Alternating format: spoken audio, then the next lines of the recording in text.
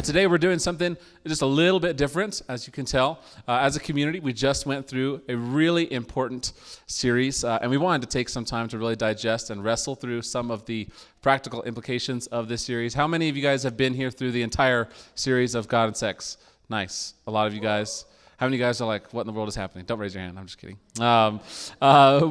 With that, we opened up a space for questions, and we did receive some questions on the website to what the series was all about, and so we just want to take some time and respond to those. And so this is a question and response time, and we're particular in not calling it a question and answer time. I think the saying that answers kind of gives it the idea that there's one way to think through these conversations, and that's not necessarily always the case. Some of these topics are really nuanced and have complex ideas and different ideas, and so we want to respond to these as best as we can, and our pastor is going to do a great job going through some of these. So before we begin, we want to create space for the Holy Spirit to come and speak. So we want to read this scripture here, Colossians 1:9. For this reason, since the day we heard about you, we have not stopped praying for you. We continually ask God to fill you with the knowledge of His will through all the wisdom and understanding that the Spirit gives. This is the Word of God. Let's pray, church. Father, thank you so much for today. God, I pray that you would be with every single person that's in the room today. This is your time. This is your space.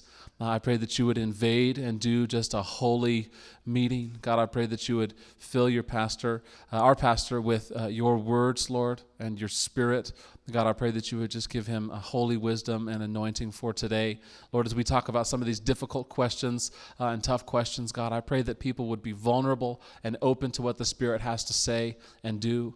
And everything that we do and say, we worship you, Jesus. And all God's people said, amen. Amen. All righty. So, first question that we have from this series was one about dating. So, jumping right into the jungle. What does Christian dating look like? Yeah. Thank you. Well, good morning. Yeah. So, dating. This was an area that I really wanted to dive into the series. But each of them averaged out, I think, at like 58 minutes worth of talking. And so this just got cut. And so there was so much that got cut from the series. So if you thought like, oh, this was such a long sermon, you have no idea what it was in its conception. But I'm really glad that we get to talk about this, because this was something that I felt that, I had kind of said like, hey, we want to have a different vision of dating, and then didn't get to really tease out what that looks like. And so first thing that we have to understand about dating is that it's abiblical, meaning it's not in the scriptures. The scriptures don't speak to it. Dating is a relatively new thing. In Jesus' time, there was no like going to meet somebody at the well, right? It was like arranged marriages. And then that was basically, for a majority of human history, how marriages worked. It was arranged through families. And then came a period of courtship, which was relatively short, but that would be like two families. Like when two individuals liked each other, two families would kind of come around those two individuals as they courted to be wed. And then came the, reality of dating, which is relatively new. And so the scriptures don't speak into it because it wasn't a paradigm that existed then. However, that does not mean the scriptures don't give wisdom to dating. And so that's the first thing we need to understand. Secondarily is that dating is a posture and not a formula. And here's what I mean. When two people come together, every dynamic is so different. It's not the same across the board.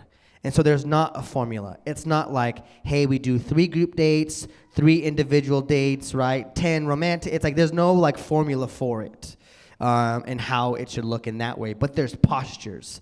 Meaning there's certain boundaries and parameters and things that we could establish where we could date in a healthy way. And so I want to talk about, the question said, what does Christian dating look like? Well, I say the first thing it looks like learning. Now, we kind of have a mentality when it comes to dating that it's more like shopping, right? You got your list of things, over 6 foot, tall, dark, and handsome, 6-pack, like musical but insensitive, but also like really masculine and can do the masculine stuff, right? It's like this whole list of this individual that you have in your mind. And same thing for guys, vice versa. Like she's down to watch football all day Sunday, and she's cool hanging with the boys or whatever it is, right? We have these lists that we made. And if I could give you any pastoral wisdom, it's this: burn the list. And I would say, if you do have a list, keep it really, really, really short. And let it be about things that matter most, rather than appearances and those kind of trivial things. And so it looks like learning, meaning the point of dating is to get to know somebody. That's the point of dating. And so like if the dating environments are like overly romantic, you never get to know somebody. And so to be in places and spaces where knowing each other kind of flows out of that is really important, you know? And setting up dates in environments where those can be facilitated, you know? If the goal is just to sit under the stars and stare into each other's dreamy eyes all night, you're not going to learn anything about that person, right? But if the goal is to be in environments where we could have conversations and nuance and other people and different things like that, those things kind of be facilitated. You get to know a lot more about a person. But that's the point of dating, is it's learning about somebody. Particularly in Christian environments, there's a lot of pressure around dating.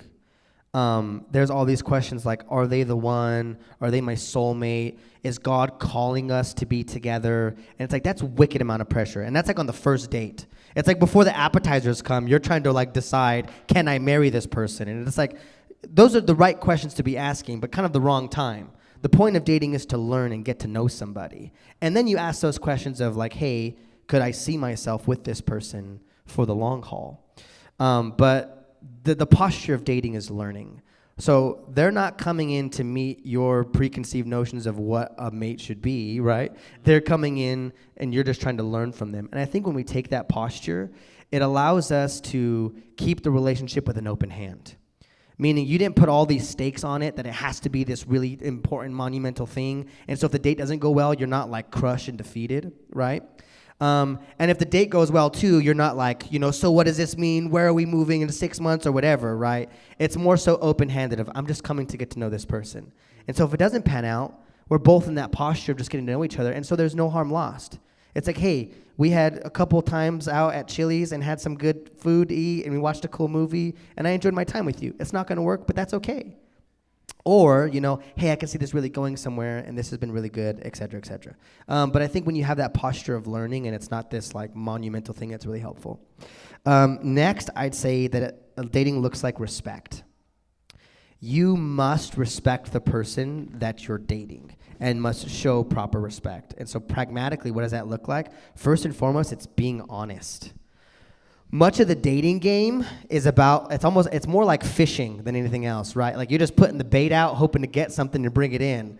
And so like, you'll say things that aren't true about yourself. Like, I don't know, like you hate Middle Eastern food, and they're like, you want to go at this place? It's my favorite. And there you are, like suffering through it all or something like that. I mean, we do these things where we are trying to like woo the person that we like, but we're not honest with them.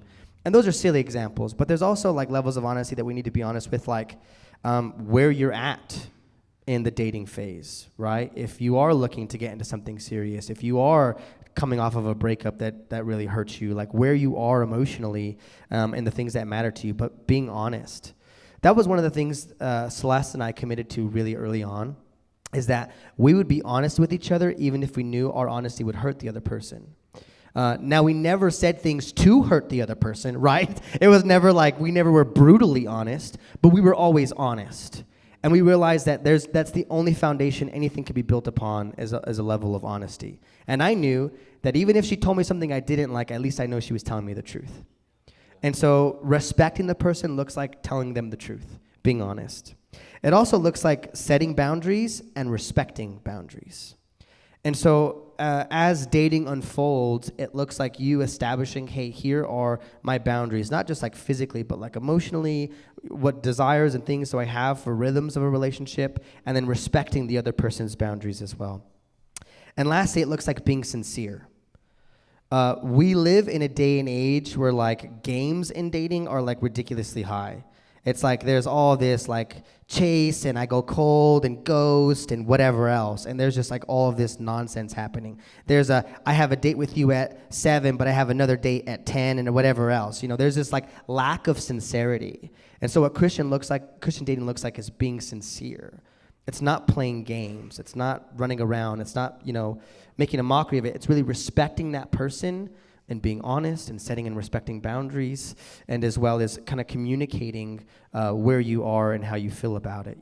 It's not going on 10 dates when after the first one you weren't really feeling it. You know what I mean? It's being honest in the beginning. I just don't see this panning out for us, etc. And lastly, dating looks like intention.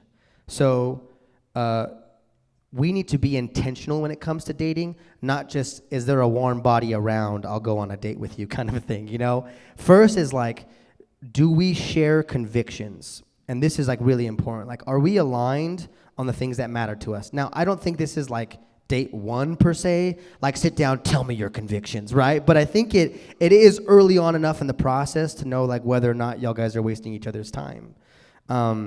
As a follower of Jesus, you're going to have particular convictions, and it's important that the person that you're seeing shares in those convictions, or else there's automatically going to be areas where you're disjointed.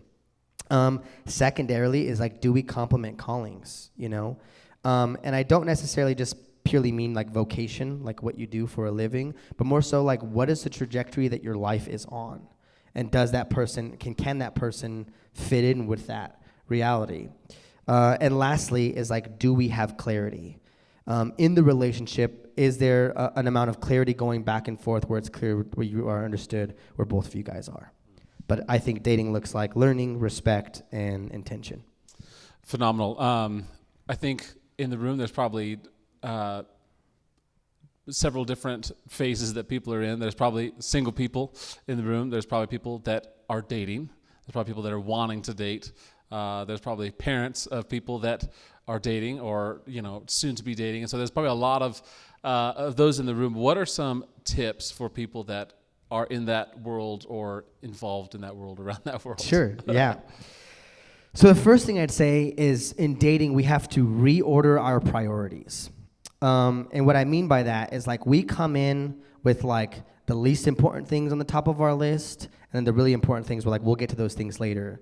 And what ends up happening is we end up having an emotional attachment to the individual before we get to those really important things. And that makes breaking up wicked hard. Yeah. Because you're already attached to this person and you find out, oh, we don't believe the same things about God or the world or anything like that. And it's like, but we already feel so attached. And so the first thing that I would say is this: focus on commitment, namely to Jesus and to the dating process. And so like, in dating tips, it's like, first thing is like, are they committed to Jesus? If the answer to that question is no, then you probably have no business continuing in that conversation, but we'll jump to that later. And secondly is like to the process. Are they serious about dating? And like, what's their purpose in dating? Like, if you're just like one among many, you're wasting your time, right? But if they're actually serious about wanting to date somebody with the intention to one day marry that individual, then you guys know that, hey, we're both committed into this process that is dating and to Jesus. Secondarily is focus on character. Who they are is way more important than what they look like. Obviously, you should be attracted to the person that you date, right? That's not what I'm saying, is to like muster through or something of that nature. You know what I mean? Like, there's beauty on the inside or something like that. That would make a marriage really hard. But what we often do is focus too much on the external stuff and not on character stuff. Yeah. And so it's like, they're a dreamboat, but they're a bad person. You know what I mean? And it's like, what have I kind of got myself into? And ask any couple who's been married like 20 plus years. The looks fade, right? No Botox, hair dye, lifting of sorts is going to stop human nature. You know what I mean? And so it's like, when you're both old and gray, who they are is way more important than how they look. Yeah. And so I would say prioritize character. Who is the person that I'm dating and what are they like? And lastly, focus on the culture of the relationship in terms of reordering priorities. So asking the question, is this relationship healthy? Most people kind of start off and there's all sorts of red flags in the beginning of the dating relationship, and they think these things will resolve themselves out. Wrong. Most often that doesn't happen. Health has to be the priority at the beginning of the relationship so it's sustained throughout the relationship. If you have 3 years of bad dating habits and think that marriage is going to solve that, you're wrong. Not that it can't be turned around, but it's incredibly difficult to do that thing. And so on the very, very beginning, on the front end, it's focusing on, hey, are we modeling health? Health in our communication, like health in that like no one's overly jealous or anything weird like that. Just kind of those typical red flag stuff. So reorder priorities. Secondarily, walk. Don't run or drag. Here's what I mean. The Song of Solomon says, do not stir nor awaken love until it pleases. People normally, when it comes into dating, come in sprinting. You know what I mean? It's like the first date goes well, we have 6 other dates that week. You know what I'm saying? And it just starts to fly. And particularly in Christian environments, it like moves fast, right? I had that joke in the series that Bible college was known as bridal college, right? And they had a phrase going around, ring by spring, you know?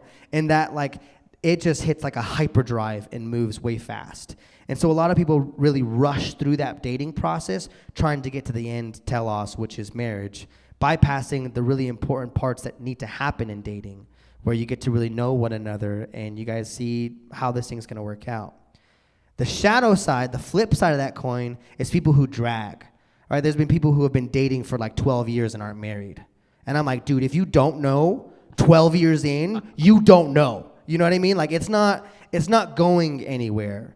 And so there are those people who are kind of like always be pumping the brakes on the relationship. And when you see that, that's always kind of a red flag. Like, hey, this isn't naturally progressing where it should go. Why? And then answering those questions. Typically what can happen is an emotional attachment can happen during that time, and it makes it hard to leave the relationship even though they know that's not what they ultimately want.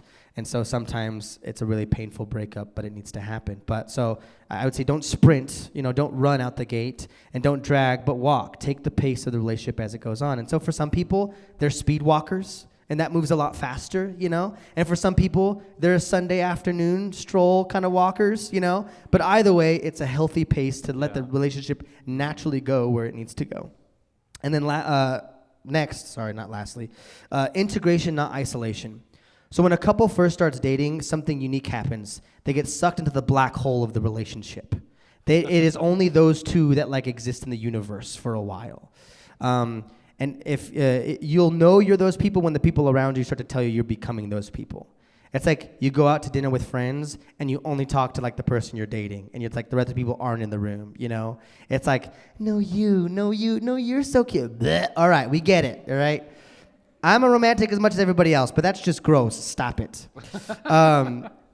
But it gets like this. They get sucked in this black hole, and then they stop hanging out with friends. They stop hanging out with family. It's just only about them and this newfound love or whatever. And then when the relationship dissolves and they come back to planet Earth a year later, they're like, hey, guys, where have you been? Where have we been? Where have you been, right? You fell off the face of the earth for a year and a half. And now that it didn't work out, you want to be like all buddies again. And so I've seen so many people follow that progression. So what you don't want to do is isolate. You want to integrate. You want to bring these people who you are dating into parts of your life.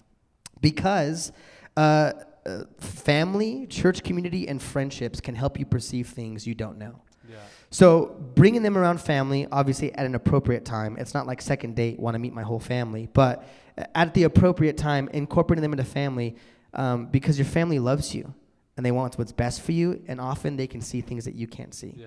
Bringing them into church community. Because the church community can kind of perceive things that maybe you don't see. And also like your friendships, bringing them to your close people. Because all of these people love and care about you and don't have a bias in that romantic area. They just want what's best for you. So they'll call it like they see it.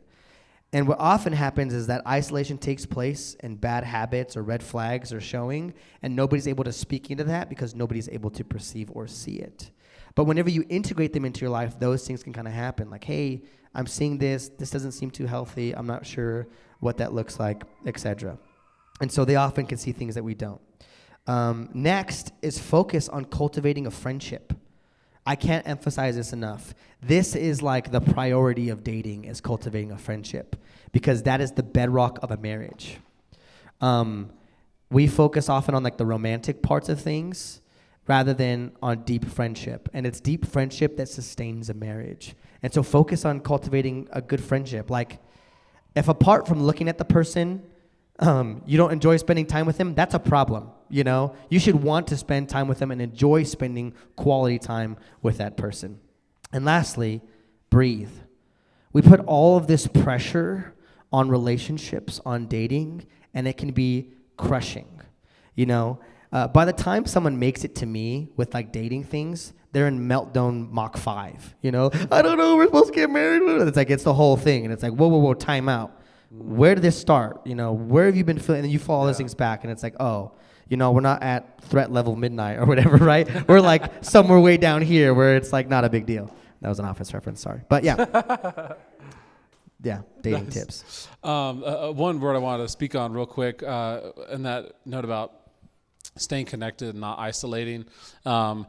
Church family, if you are a mother or a father or a spiritual mother or father, this is super important for you to be involved and to reach out and to love those around you that are dating. And so for those of you that are single or dating and want advice, need love, need help, need support, all of that. One, if you would trust your earthly mother or father with any advice, right? Like work advice, financial advice, and you won't take dating advice, that's a red flag on your end.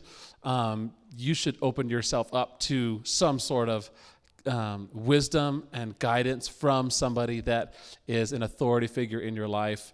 And for those of you that are maybe a spiritual father or mother, what I mean by that is just a brother or sister that's, been walking with the Lord and has seen a lot, been through a lot, and just wants to love you and speak life and wisdom into your life.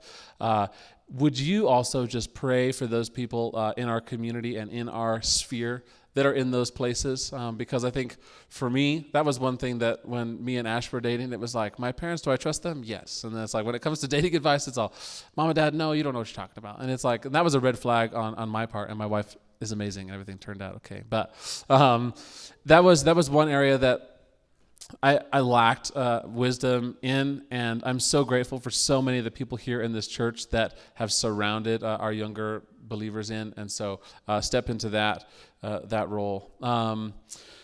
What are good boundaries in dating? Great question.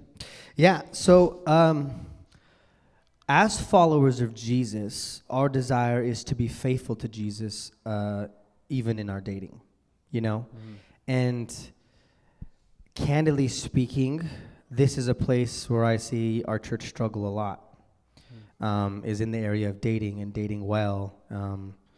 And so I think boundaries are super important conversations, something that should happen super early on, and something that needs to be a priority in dating. So the first area I want to talk about boundaries are in terms of the difference between affection and arousal. And this is like an important distinction we need to make. So like when we're talking about boundaries, often we're talking about like physical affection, what's appropriate or whatever. One of the main things that I think is like, if you would not do it in public, don't do it in private. That's a good like marker of things. Like if you're not going to be Frenching in the corner in public, right? Don't do it in private. And for some people, that's still not a good boundary because they don't care. But I think for the majority of people, that's a good rule of thumb. But it's important to differentiate that line between affection and arousal. So, right, obviously, like when you're dating somebody, you want to show affection, i.e. hug, hold hands, whatever.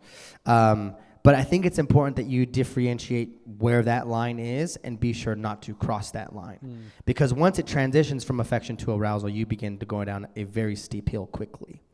And it's hard to stop and climb back up that hill.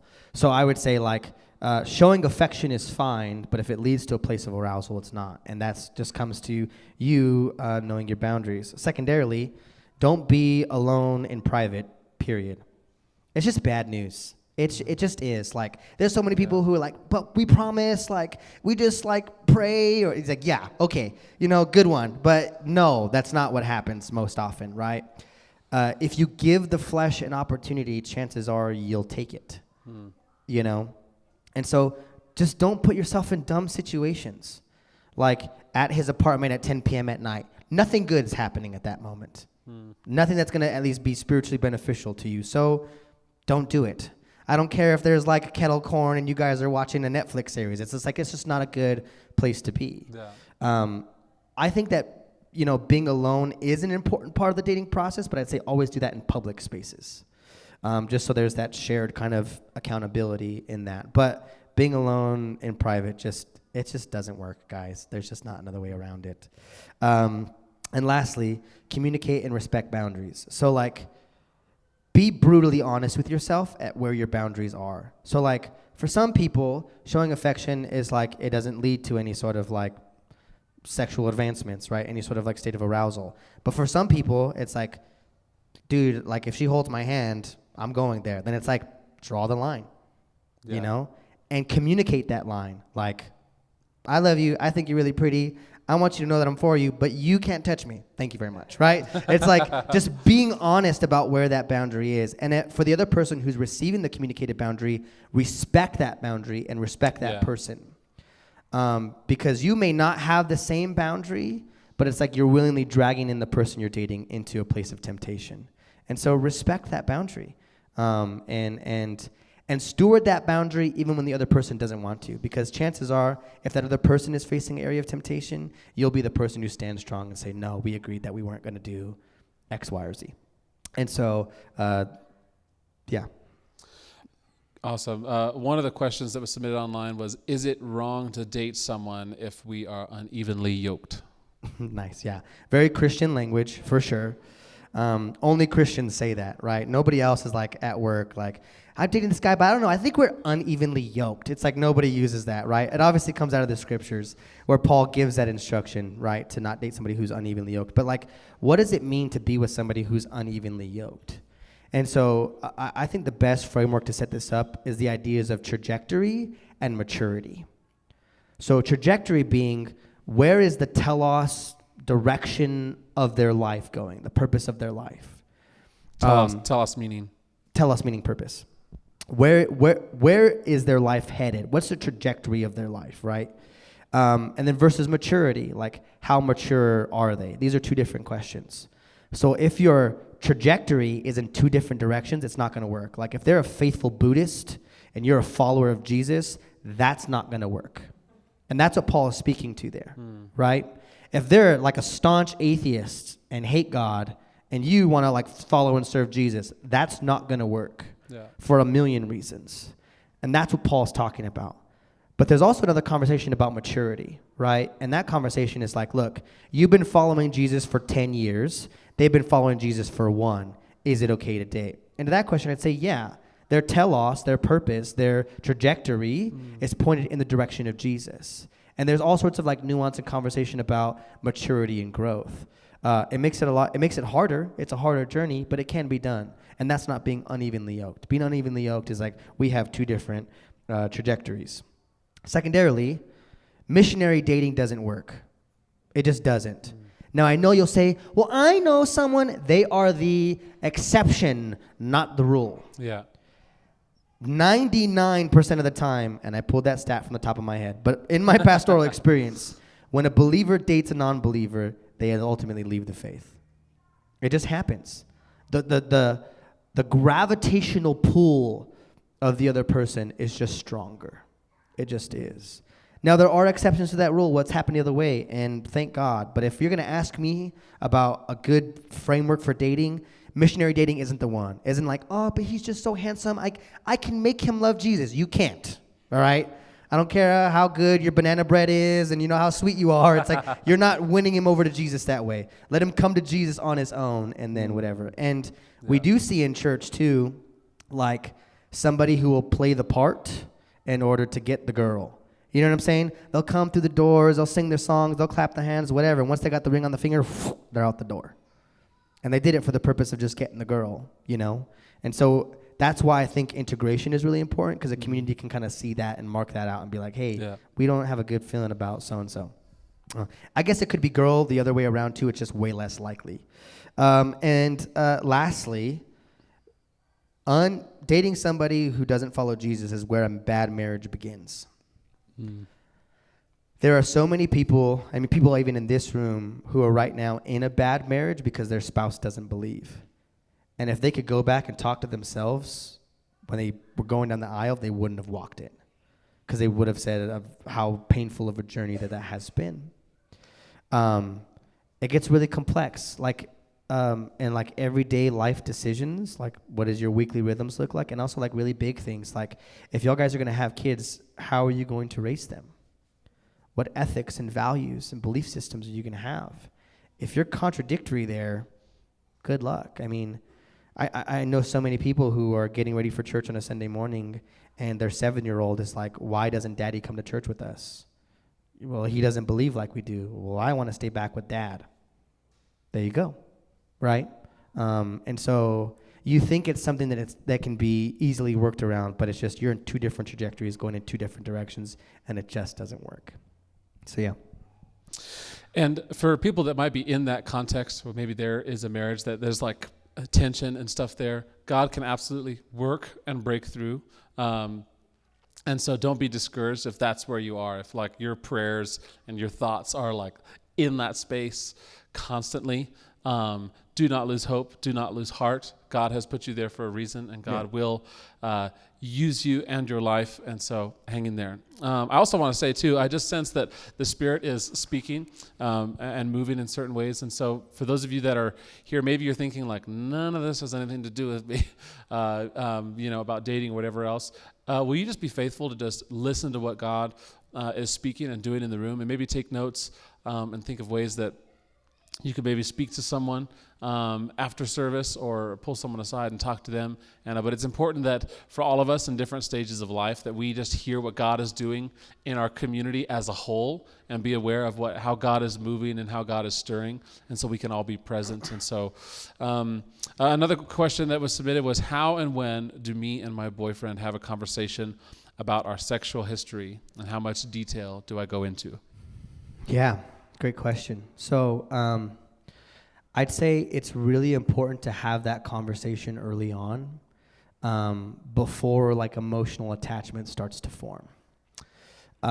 It's important that you're honest and candid about your past, because that has big implications about the future. And the person that you're dating has the right to know what's been going on. Obviously, this isn't like first date. All right, let me tell you about my life, and you like bring all that out on them. But I think it's early on enough to where like the relationship hasn't progressed to a point to where emotional attachments have started being formed, and you guys have an open and honest conversation about that. Now, in terms of like how much to share, I'd say first be clear and be honest. I know for a lot of people, having these conversations can bring up some shame about like decisions that were made and things that were done. But it's really important that you're clear about what's happened and that you're honest about what's happened. The truth will always come out one way or the other, and so it's better just to defer to honesty. Thirdly, I'd say details don't kill intimacy, secrets do. And so like if you're keeping secrets, those will come out. They just will. And so if you're honest and upfront, that won't kill intimacy. That's just honesty. But secrets will. As like an aside, I don't think like names are a helpful thing ever. I think that always leads to like bad places, because like the first thing you do is if you know a name, you're gonna go look that person up and immediately start to compare or do whatever. But I think details are important. It's important for them to know the extent of which the relationship went, with keeping everything PG rated. But yeah. And then lastly, extend grace. Like, what if you're the person who like doesn't have a sexual history and the person you're dating does have one? It's like extend so much grace. I understand for some people that's a deal breaker. And okay, there's nothing you can do to like convince somebody away from that. But I would say always extend grace. When somebody shares that kind of just vulnerable part of their past, it's really important that they're met with grace, and that there's no condemnation for those who are in Christ Jesus. How do I know if I've found the one? Yeah, they wrote this question just to make me mad. No, I might hurt the romantics in the room, and if you weren't here when I said this earlier, brace yourselves. I don't think there's such thing as the one. I just don't. And I don't think that the idea is biblical nor helpful. For a few reasons. Namely, much of our framework around relationships and dating has been formed by like Disney and Nicholas Sparks, not the scriptures. And that's kind of a problem, because I think it sets up unhealthy expectations. Also, let's just say that there is the one, okay? And let's say 500 years ago, somebody married the wrong one. Logically, what that would mean is that then everybody from that moment on has married the wrong one. And it's like, do you see how fragile the system is, you know? Boom, it explodes, right? That's it. It's ruined. So that's the logical standpoint. Secondarily, looking for the one puts so much pressure on the relationship. Yeah. Like imagine sitting down at the dinner table and it's like, I'm looking for the one. It's like the one. It's like I'm a one, but I don't know if I'm the one, you know? And like the excruciating pressure that would be. You like don't want to spill anything on your shirt as you're trying to eat, you know? It's like the one. It's like that's frightening. That's scary. And so I would say, thirdly, that if you're looking for someone to heal the areas of brokenness that you have or patch the areas you feel are lacking, you are functionally asking that person to be God for you. Mm-hmm. And so like the idea of the one is like Plato in thinking. It's that there's this other person out there who's meant to complete me. If you are not a whole, complete person going into a relationship, you will destroy that relationship. You just will, because you're looking for them to fill the void that only God can fill in your life. And so they will crush underneath that pressure. If they're supposed to be what sustains your happiness, you will crush them. You just will. And so you have to come into dating as a whole person. I remember when I was in a season of singleness, I felt like all my friends around me were in relationships except for me. And I was like so drama. I was like Adam in the garden. Lord, where's the one for me? You know? And I'll never forget, I was sharing with an older, wiser man of God, and I was just like, you know, where's the one for me? You know, all that stuff. And he was like, hey, when are you going to stop focusing on finding the one and become the one, right? He's like, are you the person you're looking for is looking for? And it's like I had like this P31 girl in my mind who like loves Jesus and worship, whatever. And like I'm like this terrible person. It's like she ain't gonna be looking for me, bro. It's like she's gonna have her eyes on somebody else. And so I need to become the kind of person that the person I'm looking for would be looking for, you know, and living not in my own hypocrisy, but living as a fully integrated person into the person that I wanted to be. And so really focusing on kind of becoming the one, rather. Like I'm gonna become somebody who would bring a meaningful aspect into a relationship, etc. And then last thing I wanted to say here is like one of the big things that is like wrecking relationships is FOMO, right? Which is like fear of missing out. In the day of like Instagram and Tinder and all those other things, it's like there could be a really healthy, good relationship progressing, and you will self-sabotage because you're worried what else is out there. You know, she doesn't like, you know, bacon, bro. I don't know if I could do this. It's like, dude, what? It's like she's pretty, she loves Jesus, and she's interested in you. Get it together, bro. Like, that's not out there, like, in the millions, dude. It's like you found something sacred. So one of the things I tell the young men of our church, and the young men in here are already bracing themselves for me because I say this all the time, is this: plant your feet and love a woman. Yeah, amen. You know, it's just like, dude, stop with all the nonsense and the games and the I don't know and this, and she doesn't really like Star Wars. Dude, get over it, bro. It's like she loves Jesus and loves you. Make it work. You know what I'm saying? Like, she has all these great qualities and characteristics. Don't look for the tiny little minuscule detail. And it's like, dude, you're lucky she even likes you and is giving you the time of day. So, like, just plant your feet and love her, man. Yeah. And that FOMO is just like wrecking relationships that could flourish and be something beautiful. Obviously, if like, there's red flags and unhealthy tendencies, obviously, like, don't just push through.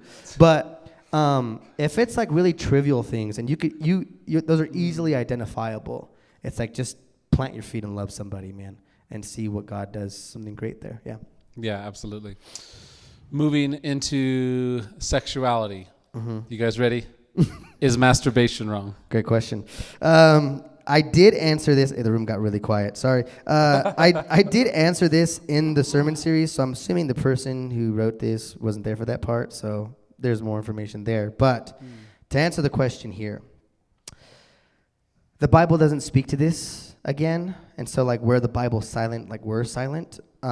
However, it doesn't mean the Bible doesn't say anything about this. Like, Jesus was like, not like on the Sermon on the Mount, like, hey, don't do that. But he did say a lot of things on the Sermon on the Mount that give us direction, I think, to speak into this area. So one, remember our definition of sexuality. Sexuality, right, is the God-given drive within us to lead us in love outside of ourselves. That's what sexuality is. And so the purpose of sexuality is connection. This act is the antithesis of connection. It's self-giving pleasure. It's not about integrating with another person. It's about just getting my needs met. And so I think that's like the antithesis of sexuality. C.S. Lewis has this he's written this letter by this young guy from America, and he asked C.S. Lewis this question. And C.S. Lewis, in the most C.S. Lewis way, and this beautiful expose on this, warned the young man that that this act, you ultimately end up loving the prison you're trapped in. And he says that you end up falling in love with the harem of imaginary brides. And it's dude, what a C.S. Lewis line, right? But it's what happens is that the individual turns in on themselves. Augustine has this phrase, incovadus, and this is what he defines sin as love turned in on itself. And it's where you become basically a person who just seeks to get your own needs, desires met, and you kind of collapse in on yourself. I think culturally this is true. In a lot of places in the world, they're getting really worried about population, not an overpopulation, but underpopulation, and that people aren't getting married and having kids or whatever because people are just addicted to porn and masturbating. And it's a real problem that sociologists and people are trying to solve. And so there's a lot there that I don't have time to go into today, but yeah. And so I would say that this act specifically reinforces the framework that sex is purely about pleasure, not love or marriage or the bonding of two souls. And so though Jesus doesn't address this specifically, what Jesus does address very explicitly is lust. And this is where you objectify a person to sexually gratify yourself. And I don't see any way that this is possible without objectifying another person, without using another person to, whether in your imagination or through your eyes, to arouse yourself and to please yourself. There's not a way to do that without objectifying another person. I've heard some people in the Christian sphere say in marriage it's okay as long as you're thinking about your spouse, but I think that's the same problem. I think you're still then lusting after your spouse and you're objectifying your spouse to gratify you rather than connect with them. And so I think it's just I don't think there's any way to paint that and where that is a beautiful expression of what it means to embrace our sexuality given to us by God. So yeah, long story short, yes, it's wrong. But yeah. What is the truth about being born gay? Yeah, easy question. And I don't even understand how it's phrased. What is the truth to that? I don't know exactly. But I'll answer what I think the question that they're asking is is somebody born gay? And this is a great question. And so I want to answer with the American Psychological Association's conclusion on this. It says this: there is no consensus among scientists about the exact reasons that an individual develops a heterosexual, bisexual, gay, or lesbian orientation. Although much research has examined the possible genetic, hormonal, developmental, social, and cultural influences on sexual orientation, no findings emerge that permit scientists to conclude that sexual orientation is determined by any particular factor or factors. Many think that the nature or nurture both play complex roles. Most people experience little or no sense of choice about their sexual orientation. Long story short, they don't know. And I don't think that we can say that we know for sure. I think it's really complex. I think there's a variety of factors that play into that. And I think that's almost the wrong question. I think in asking that question, we're looking to assign blame. So if we say that they're not, then we can blame them for their sexuality, which I think has been historically the church's posture in this conversation. And I think it's just the wrong question and the wrong posture. I think regardless of whether somebody is born gay or not, our response is immense compassion and immense hospitality and great love. But that also brings up a question of if somebody is, does that mean that the doors are kind of wide open? And I love what Justin Lee, who is a same-sex attracted Christian, wrote. He said this: just because an attraction or drive is biological doesn't mean it's okay to act on. We all have inborn tendencies to sin in a number of ways. If gay people's same-sex attractions were inborn, that wouldn't necessarily mean it's okay to act on them.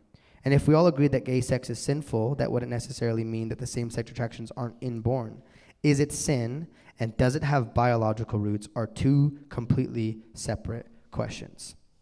And so, regardless of whatever disposition someone may or may not have, or may not be born with, our response is the same. It's staggering kindness.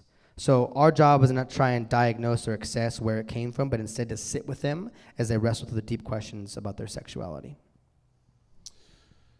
What does the Bible say about same-sex couples that decide to have a child by surrogacy?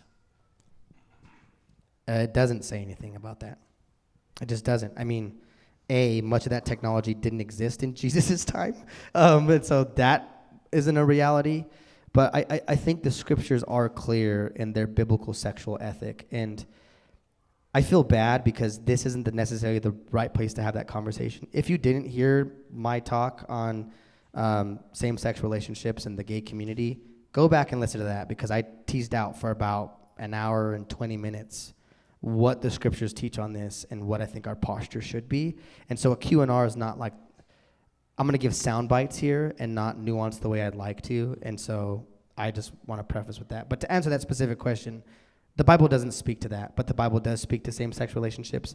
And if you want to know more about that, I did a whole hour-long talk on that to go back and listen to there. Yeah. What is the church's stance on homosexuality and sexual immorality, as well as in church leadership? Yeah, I felt like that question was super loaded and had like 3 questions in it that I wasn't exactly sure which one to answer. So I thought I'd answer the 3 that kind of seemed to make the most sense to me. And so the first one is around, we'll address, I guess, homosexuality and homosexuality as it pertains to church leadership.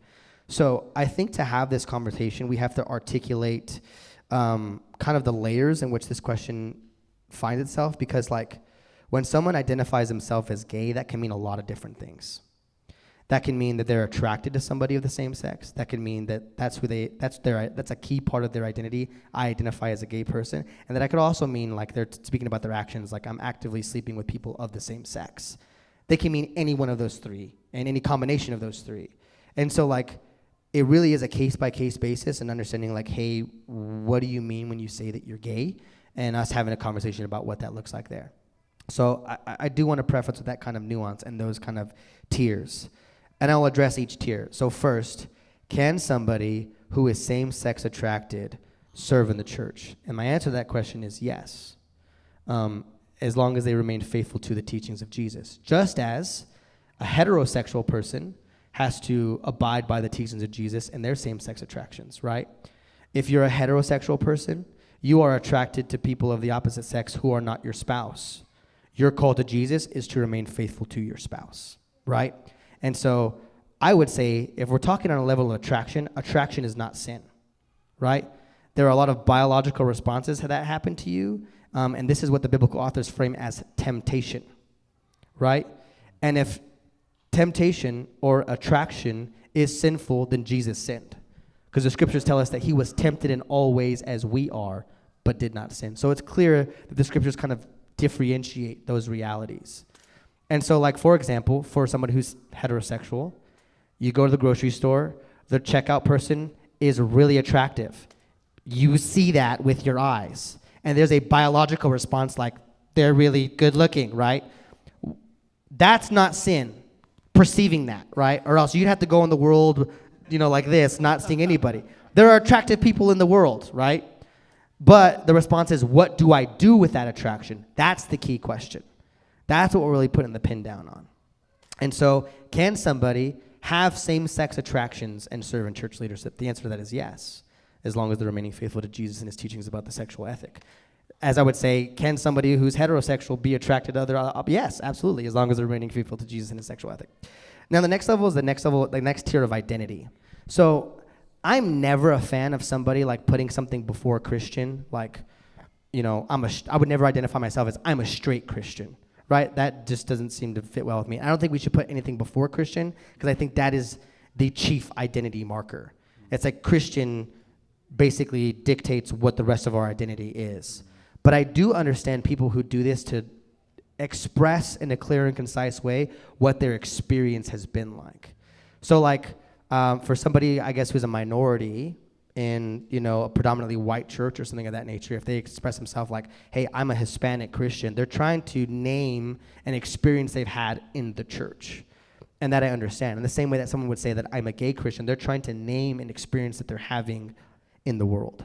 And so to that extent, I understand. I'm still not a fan of it because I think that it makes it really messy, and there's all kinds of questions like, well, what do you mean by that or whatever? And I think we got to choose our language carefully because that can get pretty messy. But when it comes to identity, I think being a follower of Jesus is the chief identity marker, and everything flows from that. And so, like, if this person is identifying as like a part of the community or as a part of like a central part of who they are, I don't see that as ideal because I don't think it's appropriate for us to allow our sexuality to like be such a definitive marker for who we are. And because really who you're attracted to is like not the most important thing about you. There's something that's happened in our cultural moment where we've made sexuality everything. Yeah. Like it is the end all be all. It is who I am at the core. And it's a part of who you are. And I don't want to like downplay it. It's an important part of who you are, but it is not all of who you are. There's so much more about you than who you're attracted to. And I think that would be the ultimate goal, is for them to work on identifying themselves primarily under the lordship of Jesus and his identity markers, not who they're attracted to. And so could that person serve in leadership? I'd say we'd have a lot of work to do in terms of identity to make sure, and a lot of questions to ask, and a lot of meetings and cups of coffee and all that stuff to nuance out what they mean. But the standard still holds to, are they faithfully living out the sexual ethic as taught in the scriptures? And lastly is that of practice. And I think that I addressed that very clearly in the conversation we had on this. So yeah. Singleness. How do I make the most of my singleness? Yeah. So first, and this is an area we need our church to grow in immensely, is creating an environment for single people to flourish. But first, I'd say realize that it's a gift, not a curse. Again, if you want more information about singleness, I did like another hour lecture on singleness and kind of like laying forth the biblical vision of singleness. But what we've done in the church primarily is we've made people who are single feel like they're incomplete. That because they don't have a spouse, they're not fully living into the life that Jesus has for them. And that's absolutely ludicrous. Jesus himself was single. Paul was single. Many, many church mothers and fathers were single and lived out of their singleness to glorify God. And so we have to shift our paradigm there and like realize that like if you're single, a lot of our like talking in the church like helps contribute to like viewing it as a curse, and that someone's single and it's just like, well, are you looking? It's like, dude, duh, like come on, right? Or like, you must not be ready for somebody then, and it's just like, dude, kick me while I'm down. Like, first of all, there's nobody there's not a prospect, and secondarily, now you're saying something's wrong with me is why somebody doesn't want to be with me, right? Our language in the church is just awful around this, and so we need to lay forth a glorified, beautiful vision of singleness, as the scriptures do, where Paul says, I wish you all were single like me. But, so see it first as a gift, not a curse. Secondly, as like, lean into God in that season. Like, when I look back on my season of singleness, it's like I spent way too much time complaining and crying and not enough time just consecrating myself to Jesus. It's like I look back and it's just like squandered time. For you parents in the room, I want you to think about your schedules before kids, and think about how much free time you had. And think about people who are in that season of life who are like, I have no time. It's like, dude, you have no time? It's like, I have no time, right? And then like married couples, think about like, your schedules and stuff like that. And then think about the time you had when you were single. It's like, guys, if you wanted to, dinner could be Hot Pockets and Xbox for like 3 hours. It's like when you get married, that's out the door, homie. You know what I mean? It's like gone. Because you're sharing life with somebody. And so singleness gives you this leverage of time that you do not get back to leverage for the kingdom. Yeah. And so I'd say lean into God. Secondarily, I'd say like lean into service. Lean into pouring out your life to a cause that's bigger than yourself. The way to stop thinking about yourself is to be a part of something that's way bigger than you. And so I'd say lean into service. I'd also say like lean into community. Just because you're single, it doesn't mean you're alone. You can surround yourself with an incredible group of people who can love and walk with you and serve with you during that time. And even if it is lifelong, during your life that would be meaningful. And then lastly, like lean into joy. That is such a beautiful opportunity to do things that bring and cultivate joy in you. What about close friendships with people of the opposite sex or gender? Yeah, we're weird about this in the church for some reason. We're weird about like relationships with the opposite sex. There's like frameworks like the Billy Graham rule, which has like been known in Christian context, where it's like you are never allowed to be alone with a person in any environment of the opposite sex, like even in a public setting. I've come from environments where it was like frowned upon for me to have like a coffee meeting with somebody of the opposite sex without like a third person there. We get really weird about the opposite sex relationship, and I think that much of that has to do not with what the scriptures have taught, but what we've allowed culturally in our framework and understanding of who we are. So I think it is important for us to see each other first and foremost as siblings, not temptations. And I specifically want to speak to the women in the room, because often in the West, it is a predominantly male-led evangelical movement. And so typically speaking, women aren't in places where decisions are made. Women aren't in places of power and prestige, right, within the local church context. And from that, they have suffered underneath the hands of that. And often, men are taught to treat our sisters as temptations first. Like, I can't be alone with you, God forbid what would happen. It's like, dude, I'm just a person. And it's like, dude, and you think so highly of yourself that, like, the second we're alone, I'm just going to make a move on you or something? Like, you know, what is that about? You know, it's like, sister, please. It's like, dude, get out of here. You wish, right? But you know, we've created that culture where it's like, well, what's happening there? It's like, dude, they're family. Yeah. Like, if you saw me at lunch with my biological sister, you wouldn't be, hey, what's going on here, right? You wouldn't have any sort of feelings or apprehensions about that. Obviously, I think there's a conversation for boundaries, which I'll get to in a moment. But I would say is, like, we do wrong when we don't create space for both genders to participate in a meaningful way in the life of the church. And I think women have suffered at the hand of that. And so at our church, we are creating and doing our best to create meaningful environments to invite both genders into places of leadership and authority, to have voice, to speak into the life of our church, to help shape this church, because we need both voices. We just desperately do. So first, we need to foster a holistic vision of what the church is and how we relate to one another. That we are family, and we need to treat each other as such. Secondarily, we must see each other as sacred siblings, not temptations. Thirdly, we must promote a culture of holiness, not avoidance. Avoidance is not purity. It's just not. We need to create an environment where we are pursuing holiness together as a community and pursuing after Jesus' model of sexual ethic and healthy relationships. And avoidance is not that. It's a cheap version of what that should be. And lastly, establish healthy boundaries with anybody. Establish healthy boundaries without excluding anybody. And so, like, from a leadership perspective, that means that, like, if I would give a guy opportunity to be discipled by me or have coffee with me and work through some of the things, I'm going to provide that same opportunity to a woman, right? There is conversation, though, about, like, how do we set up healthy boundaries, right? Because when it comes to things about faith and life and difficult things, right, there could be, like, a level of intimacy, like a shared experience that could happen where unhealthy emotional attachments can take place. And so it's really important as leadership and as people, we establish healthy boundaries to do that. Like, for example, if you are married, I think it's perfectly fine for you to have a friend who is the opposite sex, right? That's a beautiful and good thing that God could cultivate and make a beautiful relationship with. Where it becomes inappropriate or unhealthy is, like, are you texting them all the time? Are you sharing, like, personal, private things that are going on? Is there, like, an emotional attachment here? Is, like, an emotional affair?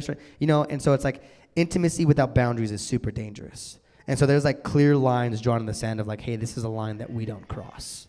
And we need to respect that with one another and the relationships that we have, because it just gets really messy and it's a really slippery slope. Yeah. But yeah, I hope that answers the question. At what age would you recommend bringing up the topic of sex with kids? So sex as in gender. Yeah, so I would say, and I am not the parenting guru here, so don't think that I'm that, but from my experience with over a decade in ministry and with my own boys, what we've tried to do is establish a theology of the body from early on. From being very, very little, that God has clearly made you a man, and we talk about what a man looks like.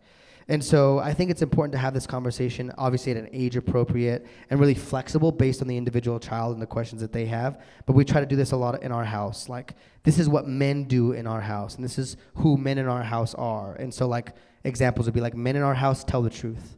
Men in our house work hard. Men in our house respect boundaries. Men in our house cry, right? We establish these rhythms and patterns, and we say, here's what it means to be a male in our house and in our home and in our family. And Celeste and I have tried to do a really good job of incorporating our families into this, that grandparents and others can kind of really speak into this parts of their lives as well. And we have things planned for them in the future that we'll get into. As a father of sons, and in a culture where gender is such a questionable thing, what is your plan for teaching them sexual formation? Yeah, so again, I realize I'm not speaking out of experience with my own kids because they're so little, but I am speaking out of experience of doing ministry for over 10 years, and much of that being youth ministry. Formation matters, and you have to have a system for that.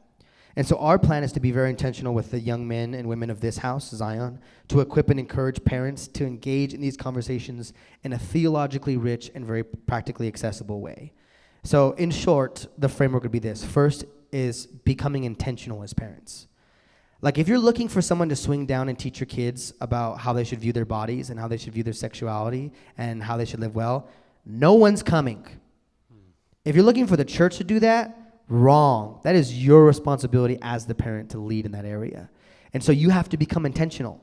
Your kids aren't just going to be formed into people with a biblical perspective of their life and sexuality without being taught that. You have to become intentional in that. And so you have to realize what's at stake with your kids and identify the kind of parent that you want to be. And the kind of parents we want to raise here at Zion is intentional parents. Secondarily, there's a process of preparation. Like, if you're thinking you're just going to wing it, this isn't like the high school math pop quiz. You're not just going to wing it when it comes to your kids. It matters who they become. Yeah. It matters what they're formed and shaped by. So you have to do some work. Now, I realize that's a little daunting for most of you parents, but even an ounce of preparation makes a huge difference. Just becoming more educated and having more meaningful conversations around this. But if you're hoping to just know what to do when you get there, you're going to be stammering and stuttering along the way. And so you have to prepare yourself. And part of that preparation process is owning your own brokenness in your own story as a parent and honoring the parents who raised you and the great and beautiful things they've instilled in you to carry on and store that legacy. Next is that you have to initiate your kids. Historically, for millennia, there was clear markers from when a child became an adult. There was a clear marker for that. And different societies and different cultures have different rhythms for what that would look like. Now, that's gone. When do they become an adult? When they get a driver's license? When they can buy cigarettes? Like, when is it that they actually become an adult in the world? Most kids, ask a 22-year-old right now and they'll say, I still feel like a child. And I never felt like somebody walked me along the process and said, here's where you become a man. We've lost that art, and we need to reincorporate and reintegrate that back. We need to initiate our kids into the ceremony of adulthood. You are no longer a child, you are now an adult, and here's all those things that means, all of the things that means. Next is also to define the values. So we have to be able to define the values of what it means to be a follower of Jesus and what that looks like in the world. And then we form our kids. We teach and train them. We champion and cultivate moments where we teach them what it looks like to follow Jesus, what it means to be a man, what it means to be a woman, and we provide teaching and confidence and the roles of manhood and womanhood, what it looks like to live these things fleshed out. Most parents, and I think it's most people's experience, that most parents have just abdicated that responsibility on off. And the kids never grow up with a sense of confidence about, like, I feel confident that I could do adulting because my parents never taught me what it means to be an adult, what it means to live in the world, what it means to have responsibility.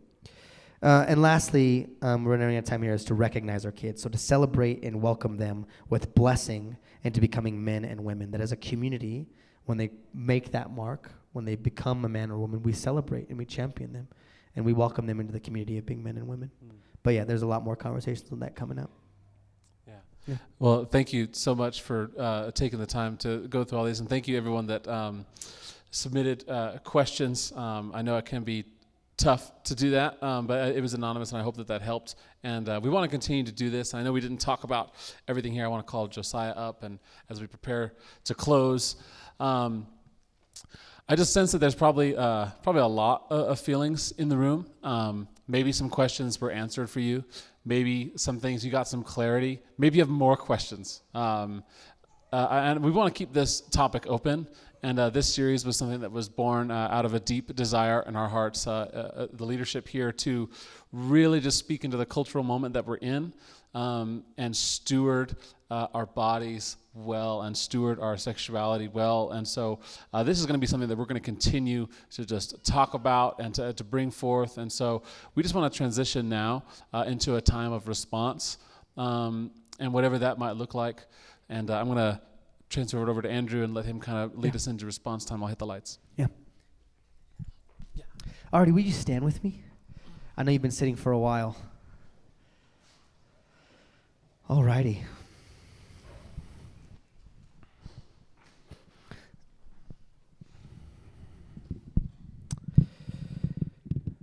Every morning we do what's called our pre-gathering prayer service, and lately we've kind of shifted things around a bit, and we've just spent time praying for you and praying for what God wanted to do in the room. And I realized today is so different, and that it was like a Q&A. It wasn't a sermon, and so response time could kind of feel like, well, what are we responding to? Well, I know that the Spirit is speaking, and we just had a few words that were for some individuals here this morning that I think are for us collectively as the body right now. This morning as we were praying, I had seen an image in my mind of a closed door. And there was an individual with their hand on the door, and this door represented a season of transition. And the person who was approaching the door had so much fear and anxiety about this season of transition because they didn't know what was on the other side of the door. And I felt like one of the things the Spirit was inviting us into this morning was for that individual to know that God was with them on this side of the door all the way through, and He will be with them on the other side as well. And so that was one of the words that we had received this morning. Another one was that in the chaos and confusion of life, somebody was just kind of feeling in their own personal story that they were, wondering where God was and all of that, and if He was there, and His response to them was, I am here. I am. And we feel like that's for some people here in the room this morning that you've been wondering where God is, and His response to you is that He's here. He's with you.